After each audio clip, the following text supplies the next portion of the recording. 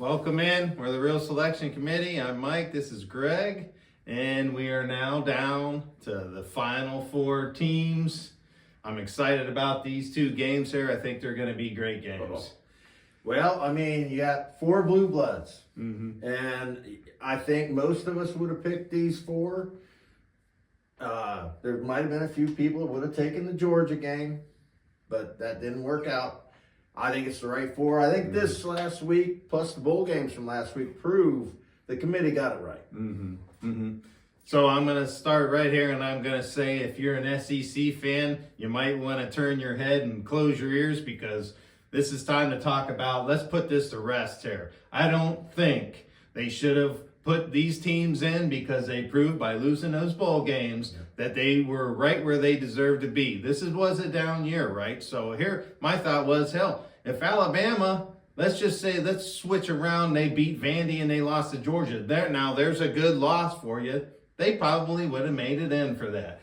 They got discredited for, losing to Vandy and Oklahoma, who had a bad season. So I'm done with all this talk about why these teams deserved in. I love this 12-team playoff format.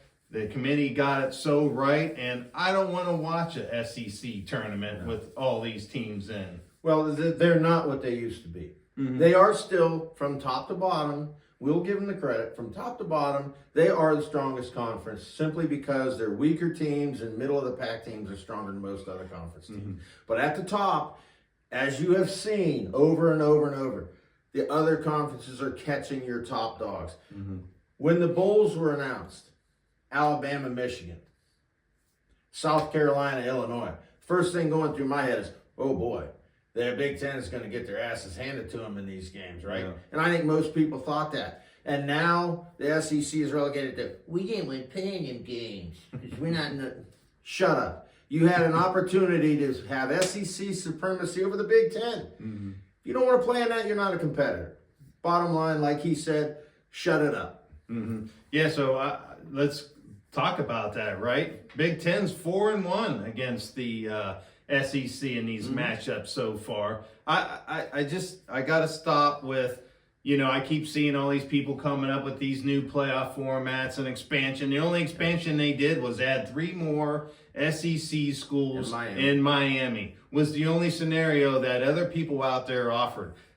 We don't need a bigger playoff format because some of those teams won't even have a chance of winning these championships. Yeah. This 12 team was designed to open up the door for some of these smaller conferences just to prove to people that these teams are still out there. Yeah. Your SMUs and your talking to Boise State. Yeah, your talking to Arizona exactly, State. Your Boise States and these other conferences, just to expose these smaller teams into these playoffs. Yes. That was the whole design of this. It isn't to open up and go 6 or 7 teams deep in each conference. Nobody wants to see the 6th best team in Big Ten or SEC. Right. I don't want to see that. I want to see the top 3 to 4 teams, and let's leave them bottom line there. And that might even be going too far down. But the top 4 teams from the Big Ten were deserving, and they were probably the 4 best teams, as far as in a conference that got into the playoffs, not overall the 4 best teams. I'm just saying as far as deserving in. Well, 2 of the 4 are in the finals, and the other one that just dropped out got screwed by having to play either Ohio State or Tennessee in their opening round game. So let's be honest here, folks. I love the 12-team format because at the end of the year, we had up to 25, even 30 fan bases that still were holding on to hope, right? I mean, we were even saying Tulane and UNLV could grab that group of 5 factor. So, I mean, there was a lot of excitement around. Obviously the 3 big SEC teams that were left out, and we've said it how many times? Win one of the games you lost, meatheads, and you'd have been in. You didn't do it. Yeah. You didn't do it. Yeah. Yeah. Miami of Florida, no one's arguing for them. Yeah. They were 10-2. Yeah. There were 3 Big 12 teams were 10-2 heading into the championship week. No one's arguing that Iowa State or Brigham Young should have been in. Mm-hmm. Now, unlike you, it wouldn't bother me for expansion if they did it right. Mm-hmm. But to your point, we're not expanding to put 8 SEC teams in. We're expanding to get more teams involved. That would be my take. Similar to the basketball tournament. Yep. So the little guys have a shot. Yes. And I'm sorry, those of you who didn't like Boise State and SMU being in, you have never done anything in your life of athletic. Never. You've chewed gum or you've spit out peanut shells. That's all you've ever done. Go chew on some more dandelions. So let's go back. When we had this BCS, the 4-team playoff system, we always heard the crying and complaining about, this 5th team is hot. They ripped off all these wins and they deserve to be in, the TCUs and the Boise's and all these teams that got hot at the end of the season. This is what this offer, and this is what has totally shown up in these playoffs, is these teams can get hot and play into the playoffs and make a good run and win the championship. No one's going to discredit any one of these teams because they've had good matchups. Look at Ohio State. They played your Tennessee. They played your Oregon. They're about to play Texas. Let's say they win that. Let's say then they got in the finals. They got to play a Notre Dame or a Penn State. There's 4 quality victories. Who says that this tournament is terrible? And if you're saying that, you're kidding yourself. Because Alabama didn't get in, Alabama couldn't beat Michigan, and Michigan had their 3 top defenders out of the game.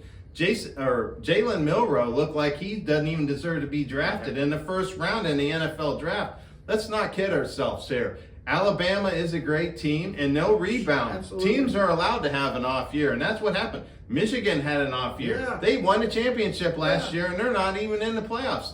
They have a right to bitch, right? They beat Ohio State and your Alabama. They deserve to be in. What are we thinking? Yeah, teams like Kansas and Utah that were looked at to do something in the Big 12, and they went in the dumper early. We get that the fan bases are upset. But your team, you'd be upset with your team for not taking care of business. And that's just it. That's all it was. Take care of business. They laid that out for all 134 teams at the beginning of the season. Take care of business and you're going to get in. Well, I don't That's know how if you it goes. remember, but earlier in the year we asked the question, and I had said 3 losses, you're probably out, unless you win your conference. That's why that team was in Clemson. They won their conference. At 3 losses, come on, folks, enough. There's only 12 teams that got in. Yeah. They got it right. The bowl games prove it. Don't give me this, these teams didn't want to play.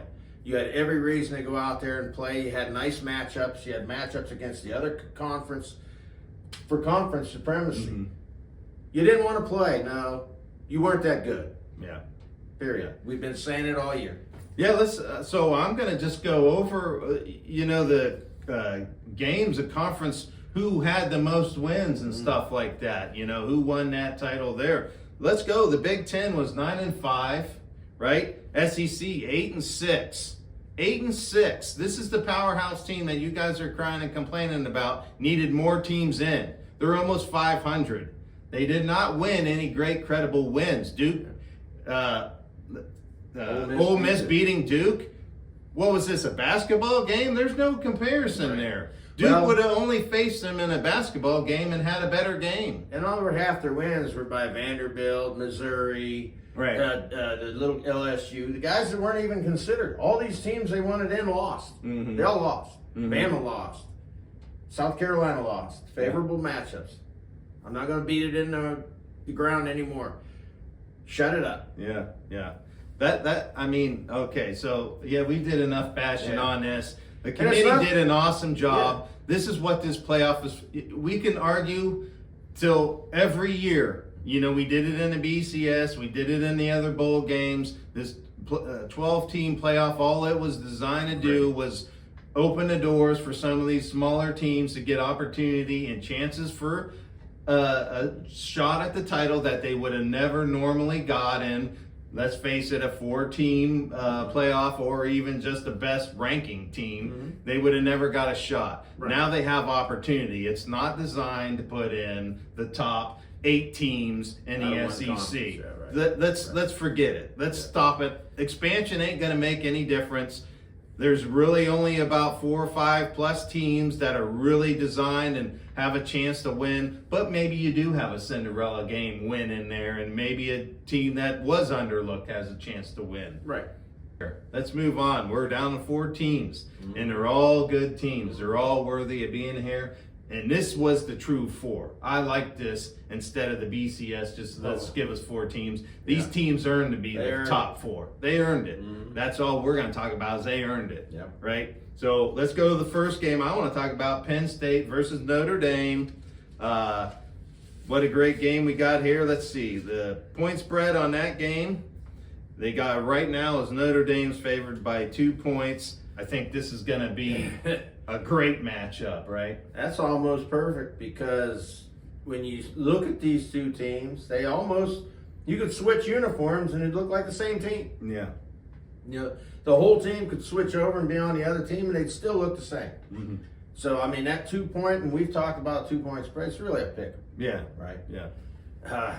Boy, it's a tough one to call because we've been talking highly on both these teams all year long. I gotta say, I think Notre Dame will win the game. It's gonna be a 21-20, 21-18. Notre Dame, I think, is going to win. It's tough to pick, though. Very hard to pick. Yeah, I mean, this game they are a mirror image of each other. Yeah. They are 2 great teams, and it'll be fun to watch this. I'm still, to this minute, thinking about who do I want to pick in this game because they are so close together as far as both outstanding defenses, both good, manageable offenses that can do what they need to do to win the game. And that's why it's hard to choose right here. I'm telling you what, I'm starting to become a big fan of Penn State.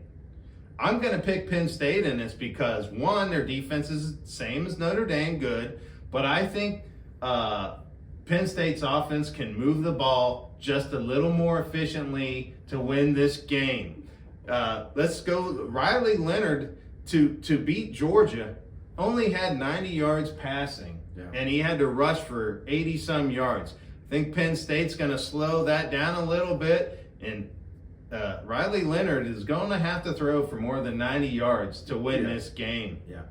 I think Drew Aller's just a little bit better of a quarterback, and I think he's going to move this team, and I think they're going to narrowly squeak out a game here. And I think that 2 points is tough, but I want to go with Penn State. I've changed my mind on this. I really think Penn State's hot right now, and so I'm going to go with Penn State. Well, my heart's with Penn State for selfish reasons. But yeah, I mean, it's one of them games. I struggled with my call because I actually wanted to take Penn State, but there's just something about Notre Dame this year and that loss to Northern Illinois that makes them.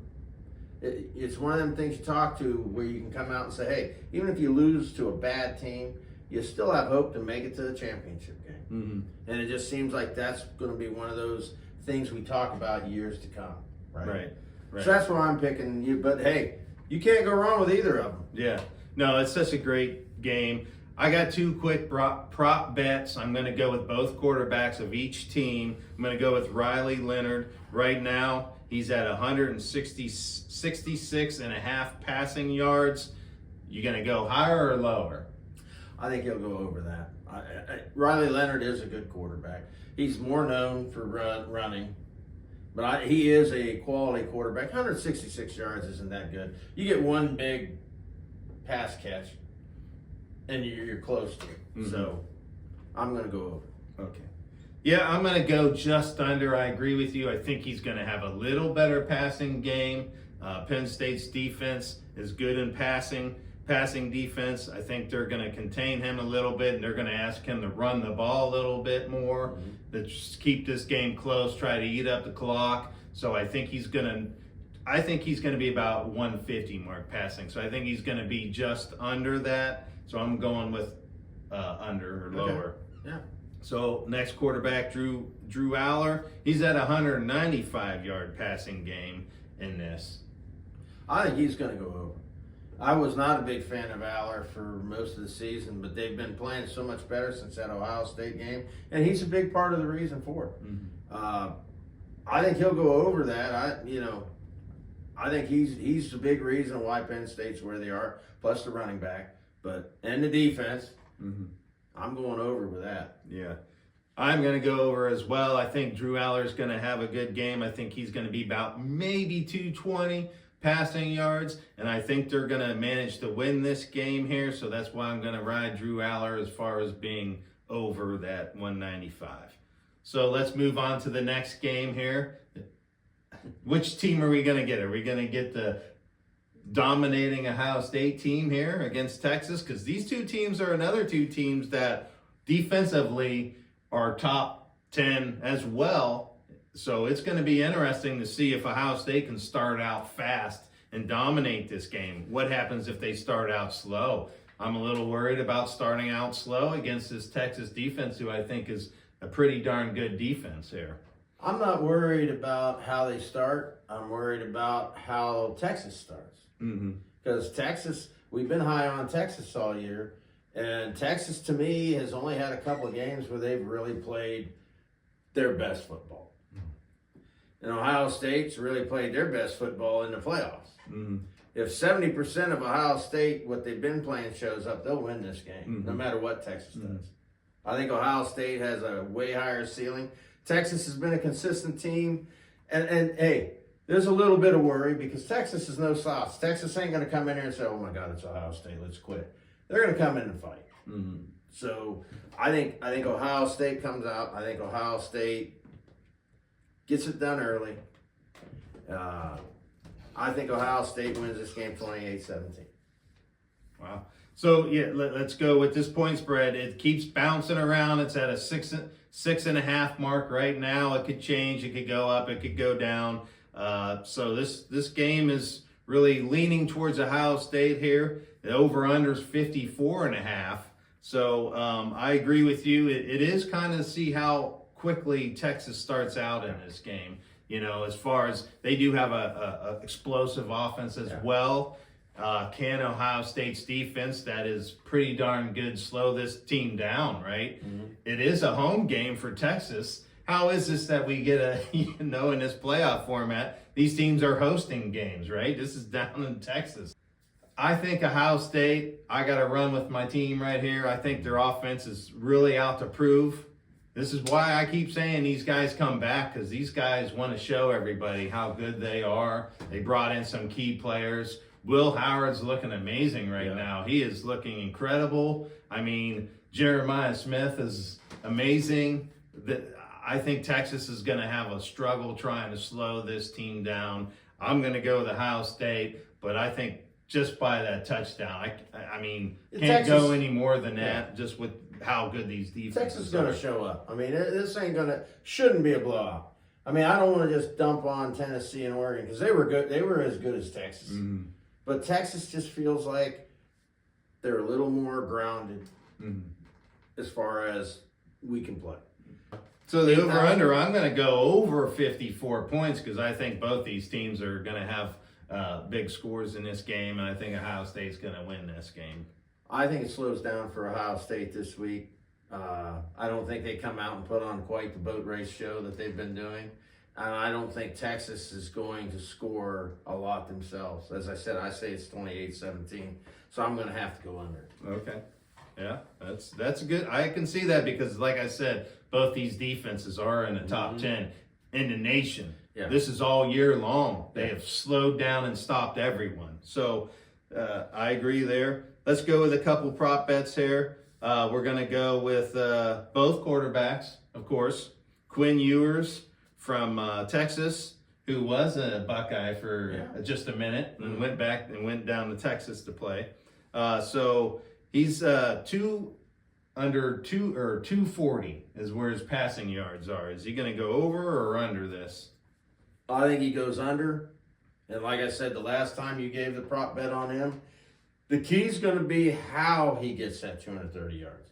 Does he get it clean with passes that make a difference when he makes them? Because he's proven he's not a put up unbelievable numbers quarterback. He's more the managing the game. Is he going to be clean? If he's clean, he'll put up maybe 230 yards, and it'll be a struggle for Ohio State. I don't think he's going over 240. I just don't. Yeah. Like you said, I'm going to go under as well. He's not a prolific quarterback. He's just a manager. I think he's a good quarterback. That's solid. He's a solid quarterback. I'm not going to throw shade on him. I No. think he's good, and I think he's a heck of a guy. I'm going to go low. I'm going to go under that barely. Yeah. Because I think Texas will move the ball. Mm-hmm. Even though Ohio State's defense is good, I think they'll still move the ball, and he'll be a reason why they move it. Right. So now we'll go to Ohio State. Will Howard, he's at 252.5, high or low. He's on fire right now. He's averaging over 300 yards in these 2 playoff games. I think Will Howard's going to hit. It's going to be over, but not by much. Mm-hmm. And I think Ohio State's going to keep doing what they've been doing, throwing the ball, because they've proven it the last 2 weeks against awesome competition. No one can cover these guys. Mm-hmm. And Will Howard's a good quarterback. Mm-hmm. Don't lose it. Don't lose faith in him because one thing goes wrong. Mm-hmm. For crying out loud. And then you use your running game off the passing game. Like hey, it just comes together, and you got to keep all your players involved because, like we say, Texas is going to bring it. You can't have guys, if things don't go your way in the first half, you can't have guys coming out there in the second half, didn't go well first, press them. Mm-hmm. Just keep your game plan. I think Will Howard goes over it, but I don't think he gets much over 280 or 270. Yeah, he's going to be right at that, just a little bit over. I don't think he's going to have that blowout game. So let's say, he's combined for 630 pass yards and 5 TDs with 98.2 QBR rating. Texas defense is going to slow him down a little bit. He's going to be right about that 250. I think he's going to go over about 260 is where I'm going to put him at. He's going to have like 2 TDs. I think he's going to have a good game. I think he's going to be a reason why they move this and keep this offense rolling. So I'm going to go with over. Yep, I agree. I mean, will they get Jeremiah Smith exploding in his game? Are they going to be able to contain this guy? This is going to be, like you said last week, you gotta get the pass to open up the run. So if they start out these 2 games, these 2 playoff games, they started with the pass that opened up this good running game that Ohio State has. Mm-hmm. So what an amazing game these 2 games are going to be. These Final 4 teams. I'm just excited to be here, and I think you guys should enjoy it and quit complaining about more teams in and just enjoy it. And in reality, we could get any combination of those 4 in the end. It's that close. Yeah. It is. Mm-hmm. I agree. Well, that's going to do it for this episode. One more big game coming up. We'll see you then. We'll have some more insights on that. It's going to be fun. One last good thing. We had some sponsors today, right? Yeah. We had the number Big 12, right? They were the number that sponsored us. And then we had some letters. Yeah. Letter F, Yes. letter S, letter E, letter C, and a big letter L. Sorry.